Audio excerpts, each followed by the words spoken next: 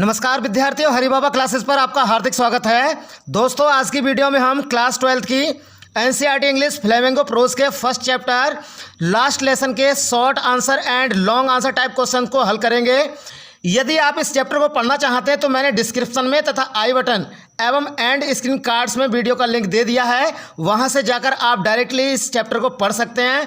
आप पूरे लेसन का एक एक मीन्स का अर्थ समझ सकते हैं। तो चलिए वीडियो स्टार्ट करते हैं। देखिए, शॉर्ट आंसर टाइप क्वेश्चंस, ठीक है।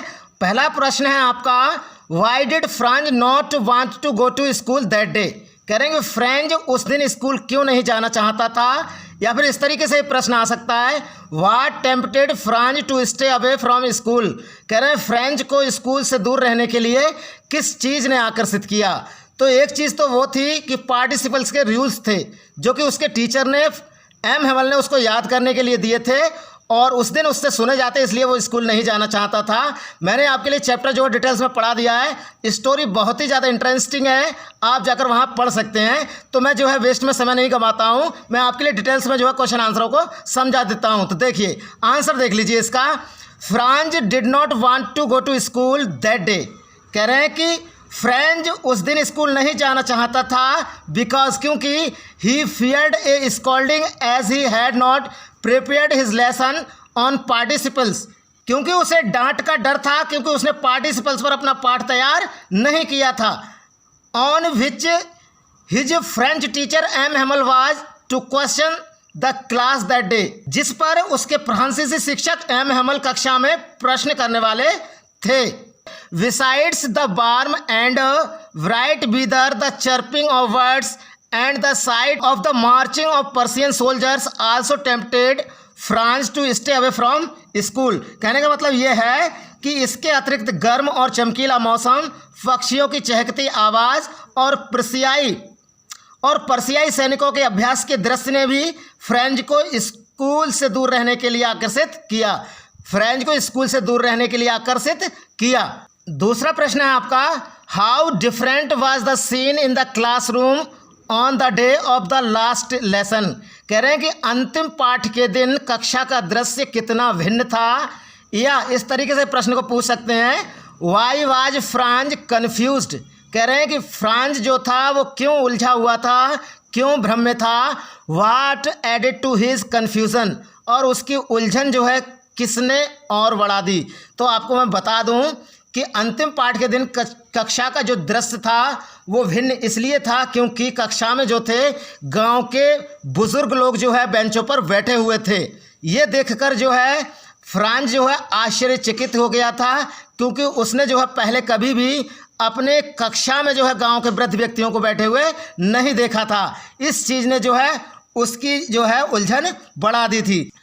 तो मैं आपके लिए ज़्यादा डीपली नहीं समझाऊंगा, क्योंकि मैंने जो है चैप्टर आपको पढ़ा दिया है। वहाँ पर जाकर आप जो है मीन्स बाय मीन्स पूरे चैप्टर को समझ सकते हैं। मैंने बहुत ही जो है समय लगाकर 3 पार्टों में ये चैप्टर जो है वहाँ पर मैंने डाला है। आप जो है चैनल पर जाकर जो है प्लेलिस्ट है फ्लेमिंगो बुक की, वहाँ पर जाकर आप सारे चैप्टर पढ़ सकते हैं। तब आपकी समझ में ये क्वेश्चन आंसर और अच्छी तरीके से आ जाएंगे। तो देखिए मैं आंसर समझा देता हूँ। व्हेन फ्रांज रीच्ड स्कूल, कह रहे हैं कि जब फ्रांज स्कूल पहुँचा, he found the entire place unusually quiet strange and solemn. कह रहे हैं कि उसने पूरे स्थान को, कहने का मतलब यह है कि पूरी कक्षा को कह रहे हैं कि सामान्य तौर पर शांत, विचित्र और गंभीर पाया। He was late for school, कह रहे हैं कि वह स्कूल के लिए लेट हो गया था। एंड थॉट, और सोच रहा था, that M Hamel would scold him, कि एम हेमल उसको डांटेंगे। बट टू हिज सरप्राइज, परंतु उसके लिए ये आश्चर्य की बात थी, M Hamel spoke very kindly to him. कह रहे हैं कि एम हेमल जो थे उसके अध्यापक उससे जो है बहुत ही दयालुतापूर्वक बोले। एंड इनवाइटेड हिम इन, और उसे अंदर आने के लिए कहा या उसे अंदर आने के लिए आमंत्रित किया।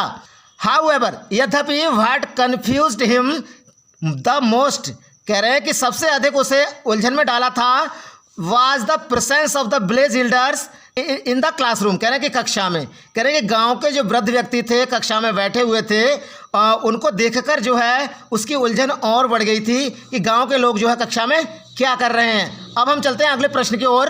तो चलिए क्वेश्चन नंबर 3 देख लीजिए, how different did M Hamel look that particular morning in the last lesson. कह रहे हैं कि द लास्ट लेसन में उस विशेष सुबह एम हेमल कितने भिन्न लग रहे थे। और या फिर इस तरीके से ये प्रश्न आ सकता है, what was unusual about M Hamel's dress on his last day in the school. अथवा कह रहे हैं कि स्कूल में उनके अंतिम दिन एम हेमल के वस्त्रों के बारे में असामान्य क्या था। तो मैं आपको बता दूं कि ऐसा था कि उस दिन एम हेमल जो थे सुंदर कपड़े पहनकर आए थे, जिनमें उनका एक हरा कोट था और एक रेशमी टोपी थी, और उनकी जो कमीज़ थी वो सब चीज़ें कैसी थी, वो कड़ी हुई थी। इसलिए वो जो है चौंक गया था इस चीज़ को देखकर। और उसके जो टीचर थे एम हेमल, वो जो है भिन्न लग रहे थे, इसलिए क्योंकि वो रोज़ाना जो है इन कपड़ों को नहीं पहनते थे, केवल वो पुरस्कार के दिन इन कपड़ों को पहनते थे या फिर निरीक्षण के दिन इन कपड़ों को वो पहनते थे। तो मैं आपके लिए डिटेल्स में इस चीज़ को ज़्यादा मैं नहीं बता रहा हूँ, क्योंकि चैप्टर में मैंने आपके लिए डिटेल्स में पढ़ा दिया है। आप जो है लेसन जाकर पढ़ सकते हैं चैनल पर, मैंने जो है डिस्क्रिप्शन में भी लिंक दे दिया है। लास्ट लेसन का मैंने जो है डिस्क्रिप्शन में भी जो है लिंक दे दिया है, आप वहाँ से जाकर पढ़ सकते हैं। तो अब हम जो है इसके आंसर पर चलते हैं डायरेक्ट। तो चलिए आंसर देख लीजिए, M Hamel's dress on his last day.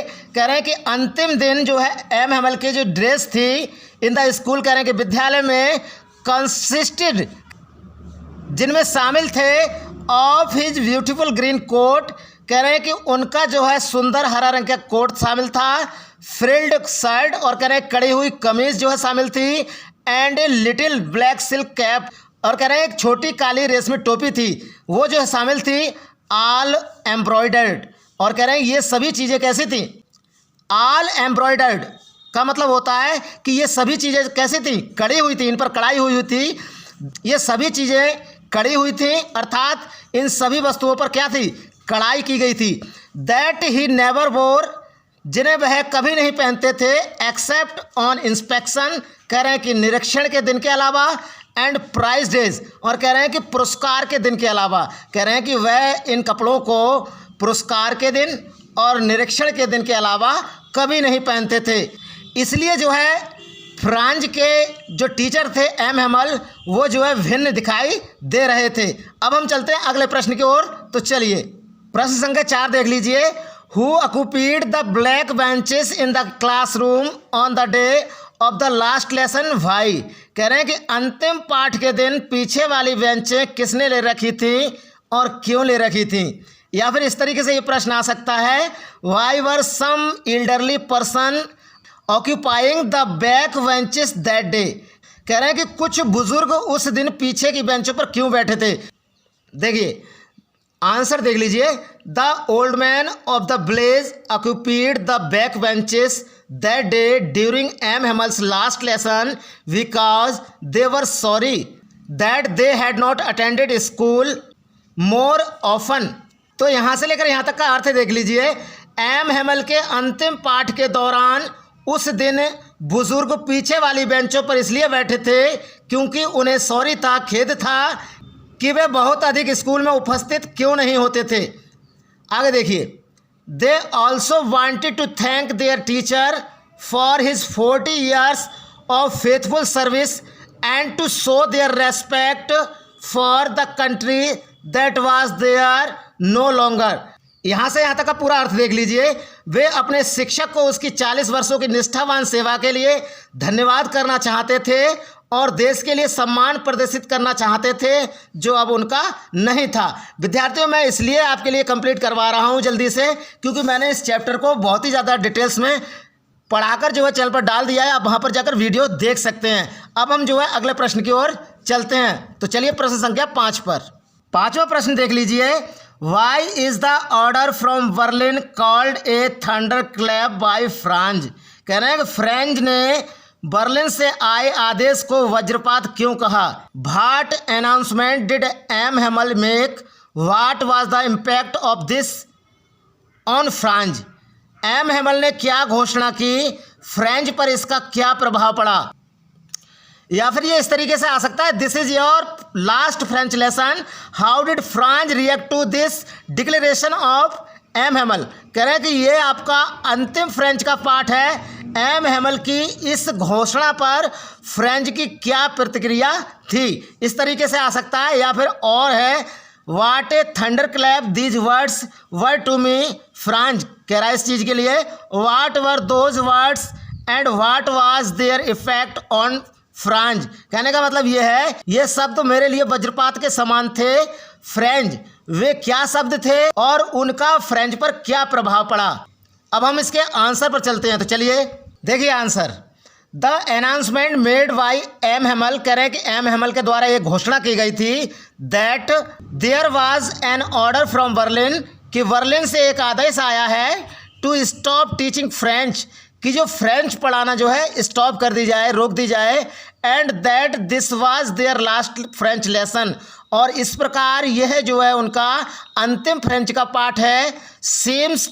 Seemed to be a thunder clap to Franz, और ये चीज़ जो है फ्रांज के लिए वज्रपात के समान प्रतीत हुई। He would no longer be able to learn French, अब वो जो है ज़्यादा समय तक फ्रेंच नहीं सीख पाएगा।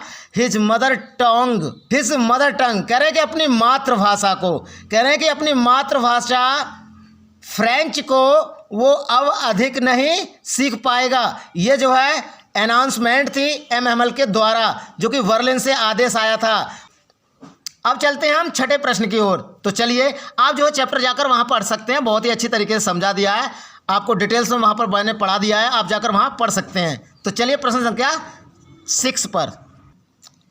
वाट changes come over little Franz after he heard M Hamel's announcement, कह रहे हैं कि एम हेमल की घोषणा सुनने के बाद फ्रेंच में क्या बदलाव आए। तो देखिए आंसर देख लीजिए।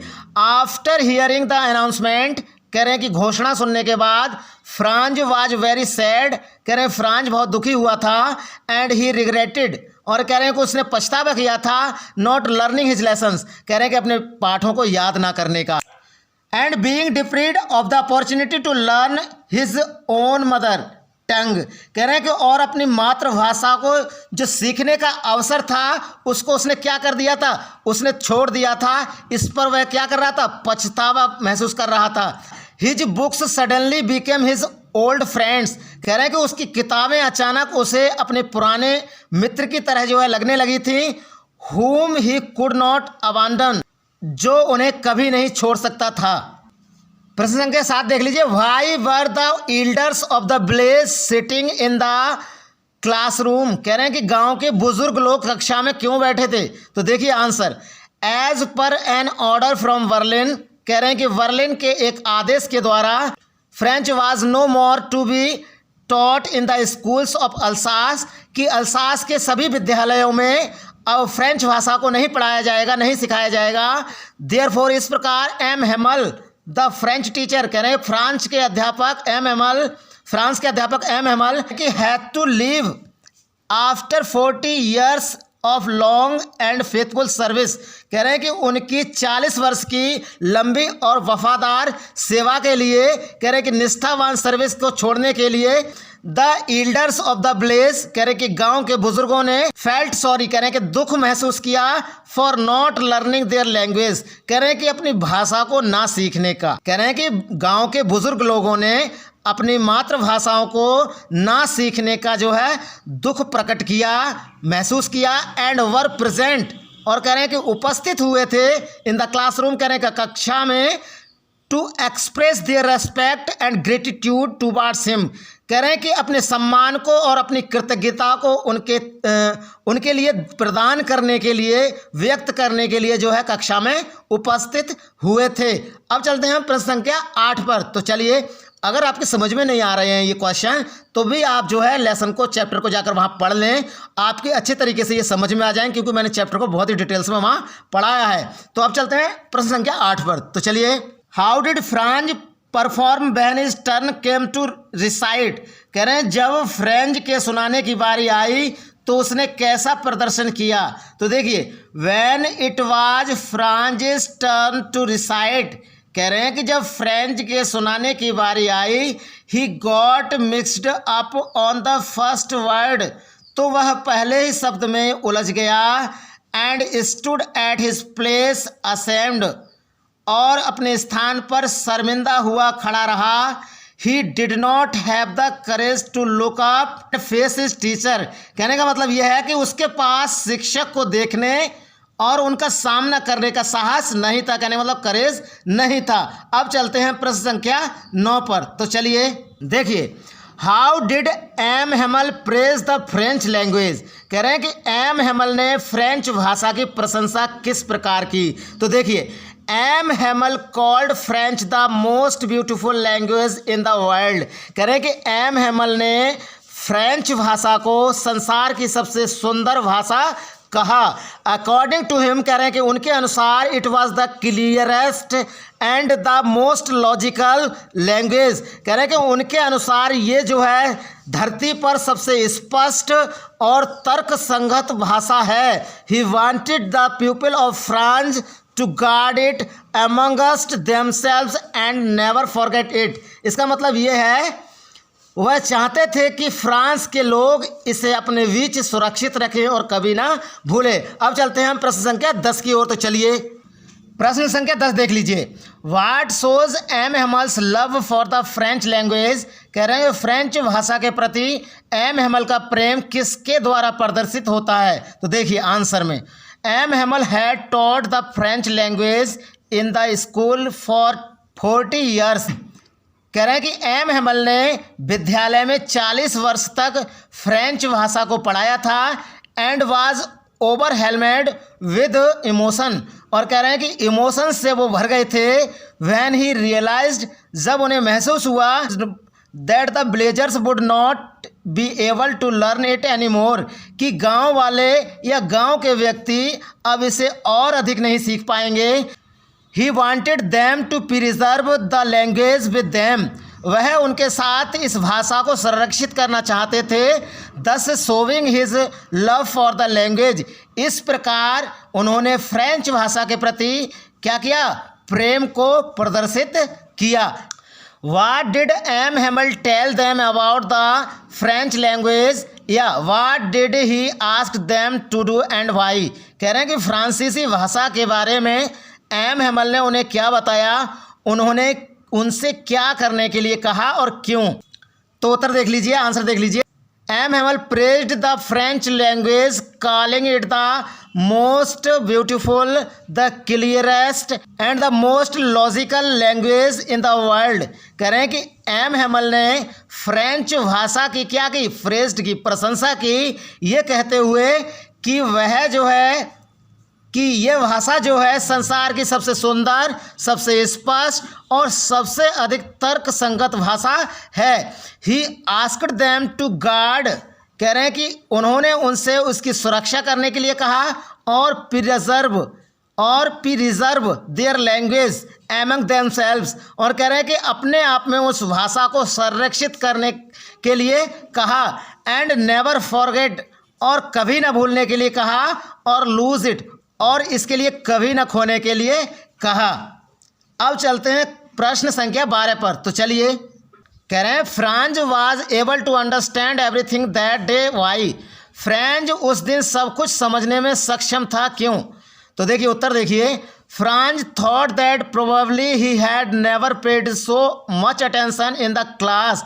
कह रहे हैं फ्रांज ने सोचा कि संभवतः उसने कभी भी जो है कक्षा में इतना अधिक ध्यान नहीं दिया था।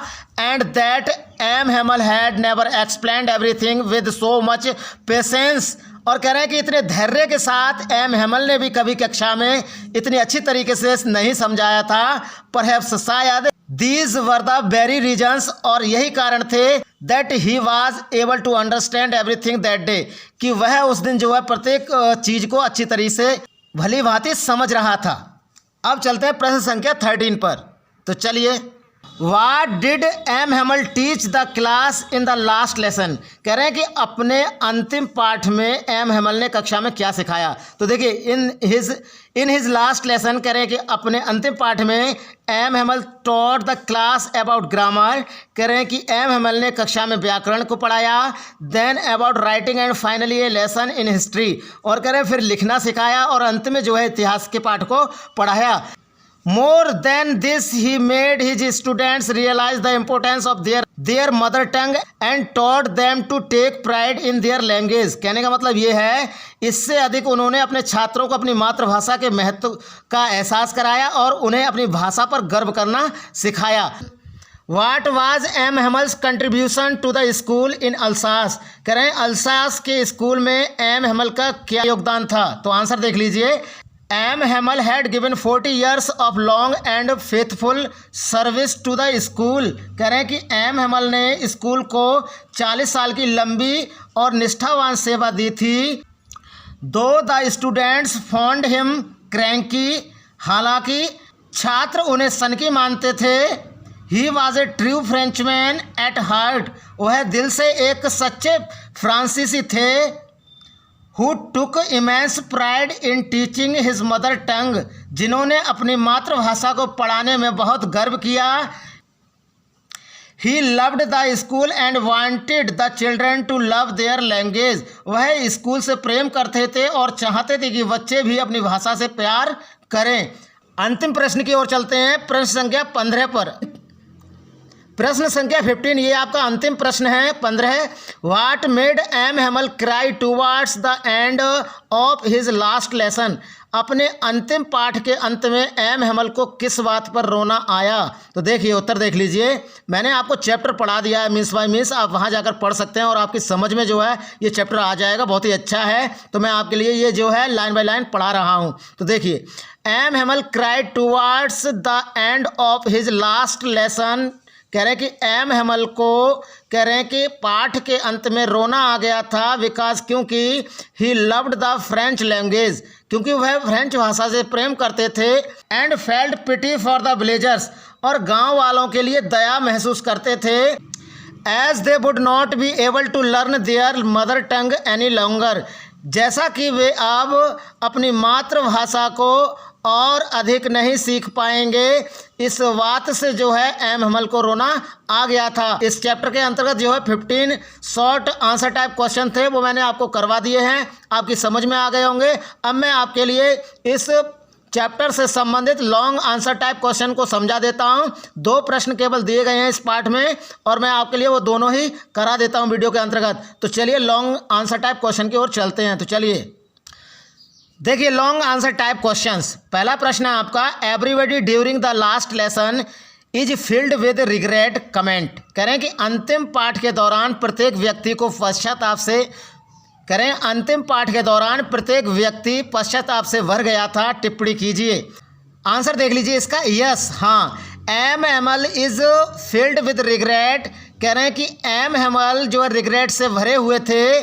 बिकॉज क्योंकि ही had not taken enough interest in teaching French, क्योंकि उन्होंने फ्रेंच को सिखाने में ज़्यादा रुचि नहीं ली थी. As he often sent students for petty errands, जैसा कि वे बच्चों को प्रायः जो है इधर उधर छोटी मोटी वस्तुओं को लाने के लिए भेज दिया करते थे. And gave them a holiday, और उनकी छुट्टी कर दिया करते थे. When he did not want to teach, जब वह उन्हें नहीं पढ़ाना चाहते थे. Franz regretted that he had not been learning his lessons, कहेंगे फ्रांज ने इसलिए रिग्रेट महसूस किया क्योंकि उसने अपने पाठों को नहीं सीखा था. What skipping school for enjoying other activities, बल्कि वह जो है फिसलने के लिए स्कूल से चला जाया करता था और अन्य गतिविधियों का आनंद लेने के लिए चला जाया करता था. He also regretted that M Hamel was going away, he also regretted that, वह ये भी पछतावा करता है कि M Hamel was going away, कि एम हेमल जा रहे थे. That he would never see him again, कि वह उनसे फिर कभी नहीं मिल पाएगा. Despite his strictness and crankiness, उसे एम हेमल की सख्ती और कर्कशता के बावजूद, अब मैं यहाँ से लेकर यहाँ तक का पूरा अर्थ आपको बता देता हूँ. तो देखिए राइटर आपसे ये कहना चाह रहा है, उसे एम हेमल की सख्ती और कर्कशता के बावजूद इस बात का भी पछतावा था कि एम हेमल दूर जा रहे थे, वह उन्हें फिर कभी नहीं देख सकेगा. आगे देखिए, the villagers regretted that they did not utilize the opportunities given to them for learning French when it was possible that is why they had turned up in full strength for the last lesson. देखिए, ग्रामीणों को इस बात का पछतावा था कि उन्होंने फ्रेंच सीखने के दिए गए अवसरों का उपयोग नहीं किया जब ये संभव था। यही कारण था वे अपनी पूरी क्षमता के साथ अंतिम पाठ के लिए आए थे। Thus all of them regretted that this was their last lesson in French। इस प्रकार सबको पछतावा था कि यह उनका अंतिम फ्रेंच भाषा का पाठ था। अब मैं आपके लिए दूसरे प्रश्न की ओर ले चलता हूं। यह था आपका लॉन्ग आंसर टाइप पहला क्वेश्चन। दूसरे प्रश्न की ओर ले चलता हूं जो कि आपका अंतिम प्रश्न होगा। 2 प्रश्न केवल दिए गए हैं आपके पाठ के अंतर्गत। तो चलिए प्रश्न संख्या 2 देख लीजिए। Our native language is part of our culture and we are proud of it. How does the presence of Blaise elders in the classroom and M. Hammel's last lesson show their love for French? कह रहे हैं कि हमारी मूल भाषा हमारी संस्कृति का हिस्सा है और हमें इस पर गर्व है। कक्षा में गांव के बुजुर्गों की उपस्थिति और एम हैमल के अंतिम पाठ से फ्रेंच के प्रति उनका प्रेम कैसे दिखता है। तो इसका आंसर मैं आपको समझा देता हूं। तो चलिए, a language of a country is the identity of that nation. कह रहे हैं कि एक भाषा किसी देश की उस राष्ट्र की पहचान होती है। M Hamel in his last lesson कह रहे हैं कि एम हैमल अपने अंतिम पाठ में टेल्स हिज स्टूडेंट्स, कह रहे हैं कि अपने विद्यार्थियों को बताते हैं about the beauty of their language. कह रहे हैं कि अपनी भाषा की सुंदरता के बारे में फ्रेंच भाषा की सुंदरता के बारे में बताते हैं। Which is now being replaced by German, जो अब जर्मन के स्थान पर बदली जा रही है। कहने का मतलब फ्रेंच के स्थान पर जर्मन भाषा को लाया जा रहा है। Because of the orders that have come from Berlin, क्योंकि बर्लिन से जर्मन पढ़ाने के आदेश आ चुके हैं। ही सेज दैट, वह कहता है कि it is the most beautiful language in the world, कि संसार में ये जो फ्रेंच भाषा है वो सबसे सुंदर भाषा है। ही डिस्क्राइब्स, वह वर्णन करता है it as the clearest and the most logical of all the languages. कह रहे हैं कि वह वर्णन करता है कि ये सभी भाषाओं में सबसे स्पष्ट, सबसे तर्क संगत भाषा है। The teacher elaborates the beauty of his country's language. कह रहे हैं कि अध्यापक अपने देश की भाषा की सुंदरता के बारे में बखान करते हैं। He says that during colonial rule when the colonial power tries to enforce political and cultural dominance by imposing their own language, if the natives are attached to their native language, their identity remains intact। उनका कहना है कि औपनिवेशिक शासन के दौरान जब औपनिवेशिक सत्ता अपनी भाषा को लागू करके राजनीतिक और सांस्कृतिक प्रभुत्व को लागू करने की कोशिश करती है, यदि मूल निवासी अपनी मूल भाषा से जुड़े होते हैं तो उनकी पहचान बरकरार रहती है। They could say they are having the key to their prison as long as they are holding fast with their language। वे कहते हैं कि जब तक वे अपनी भाषा के साथ पूर्ण रूप से जुड़े हैं तब तक वे एक कारागार से निकलने की चाबी रखते हैं। आगे देखिए, These words of M. Hamel create a sense of reverence in the hearts of the Blaise elders who have come to thank him for his 40 years of faithful service to their language and regretted not paying sincere attention towards it। M Hamel के इन शब्दों से बुजुर्गों के दिलों में श्रद्धा का भाव पैदा होता है। गांव के लोग उनकी भाषा के प्रति 40 साल की निष्ठावान सेवा के लिए उनका शुक्रिया अदा करने के लिए आए थे और अफसोस जताया है कि उन्होंने इस ओर गंभीरता से ध्यान नहीं दिया। तो मैंने आपके लिए इस चैप्टर के क्वेश्चन आंसरों को समझा दिया है। शॉर्ट आंसर टाइप क्वेश्चन भी करा दिए हैं और लॉन्ग आंसर टाइप क्वेश्चन भी मैंने आपको करा दिए हैं। तो विद्यार्थियों, इसकी एक्सरसाइज पूर्ण होती है। अब हम जो है कल की वीडियो में दूसरे लेसन की एक्सरसाइज को करेंगे। तो नमस्कार विद्यार्थियों, जय हिंद, वंदे मातरम।